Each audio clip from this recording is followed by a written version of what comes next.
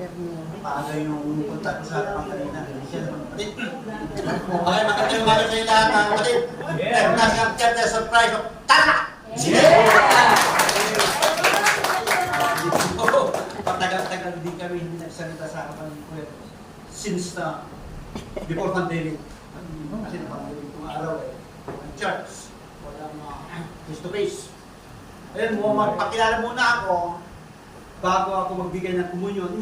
Nung benevolence tayo ngayon, ako pala si Senator Nora, miyembro rin ng Pasig Region ng Church. At miyembro ako ng Gayang Ones House Church. Yan, kasama ko dito. Ate Lady, sa California sila, sa 5-4 naman kami. During pandemic, meron kami 5-4 online. Hanggang ngayon, mag-2 years na.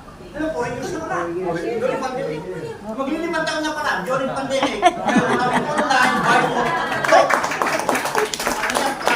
Tuesday, Friday, atang na. Mga kinakabahan. Kaya napusap-pusap nila na jobs kami sa Tarlac City para gano'n yun.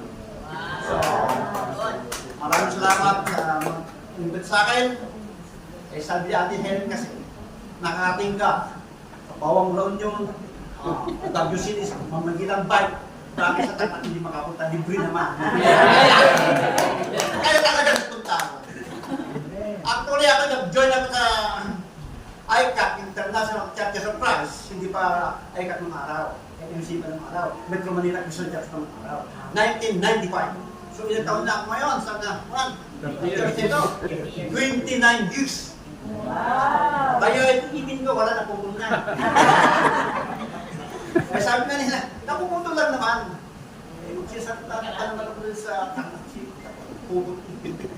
okay lang, senior naman na ako. Kaya mga kapatid, nandito kami ngayon, mga grupo ng young ones. Maraming salamat at kita-kita tayo. At ngayon ay ako ay magbibigay ng benevolence, pagbibigay. Nasubukan nyo na bang magbigay? At nasubukan nyo na bang ang tumanggap? Ako nasubukan ko na ang magbigay. Ito yung isishare ko ngayon sa inyo. Kasi benevolence ang tayo natin ngayon. Kasi nung araw, nung pumapasok ako sa work, nung nasa Christian pa kami, nakita ko yung bata, may share ko nung araw eh. Kasi pero hanggang ngayon hindi ko makakalimutan. Kasi yung bata, kinakagabit niya yung mga nakapila doon sa equitable bank. Equitable bank nung araw, yung mga nag-widow sa ATM. Ay, dungis yung bata. Yung mga tao na umiilag sila, ay, gumagano'n sila. Kaya sabi nga, nagkakagulo sila sa pilaan kasi ayaw nila makahawakan ng bata kasi bata dumi. Kaya sabi ko, bata nila, binigyan ko ng 20 yung bata. Sabi ng bata, ano ito? Pera yan. Ay, pera ba ito? Sabi niya, tumakbo yung bata. Doon sa may malapit sa may eskwala kasi doon eh. After that, na may konti, makita ko, yung bata tinutuko ako, dumaan. Kasama ng nanay. Siguro sinumbong kaya ako. Bigay sa akin. Yung nanay, ngumiti sa akin, tapos yung buko, para naiiyak. Ay, kita ko gano'n. Sabi ko, sinumbong ng bata. Tapos, bumalik sila, nakita ko, may dala-dala lang isang supot, pakiwari ko parang isang supot na bigas. Masabi ko, binigay yung binigay ko ng bigas. Sabi ko, nakakawin mo mag-ina.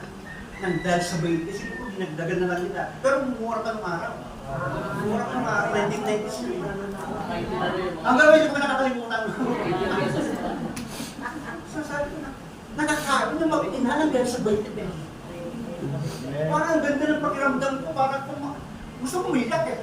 Pero yung puso ko talagang, hindi mo may paliwanag kung gaano ka, kaganakan, may mararamdaman mo na yung 20 pesos mo.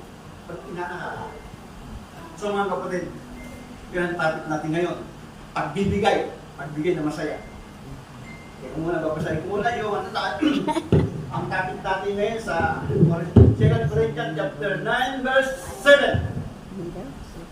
Ang sabi nito, magbigay ang bawat isa ayon sa pinasya ng kanyang puso. Huwag mabigat sa loob o dahil sa kailangan, sapagkat iniibig ng Diyos ang nagbibigay ng masaya. Yun mga kapatid. Yun ang naranasan natin. Magbigay ng masaya dahil iniibig ng Diyos ang nagbigay ng saya. Pag nagbigay tayo, maramdaman natin yung saya. Nakatulog tayo sa ang pagbibigay natin ngayon ay makakatulong sa mga nangangailangan, lalo-lalo sa chat natin. Sa chat natin, lalagang nakahirap din, sakit, ikutulong natin yung ibibigay natin. Kasi ako, nakinabang din ako nun. Naoperahan ako ng araw sa nakinabang din ako kaya sa gamot. Malang gamot ng mukha. Alam ni At Helen. Si Rolly, nakinabang na rin sa pagbibigay. Pero kailangan magbigay tayo para matulong natin sa mga nangangailangan, lalong-lalo na sa mga kapatid natin, sa mga okay. Tayo yung mga manalangin, dakilang Diyos, maraming salamat sa umaga nito at nito kami ngayon sumasamba, kung naikat ikaw ang Diyos na kailangan langit ang lupa, kaya dapat kang purihin, sambahin, paglikuran. Kung naikat na kami may kasalanan, ay humihingi kami ng kapatawaran sa aming mga kasalanan. Salamat naman sa kapatawaran ang aming mga kasalanan. Tulad ng pagpapatawad namin sa mga nagkasala sa amin. Hinihinayin naman, lumaspasan nyo ang aming pagbibigay upang makatulong sa mga kapatid namin na nangangailangan. Salamat Ama. Ang aming dalayan sa pangalan ni Jesus. Amen. Amen. Thank you.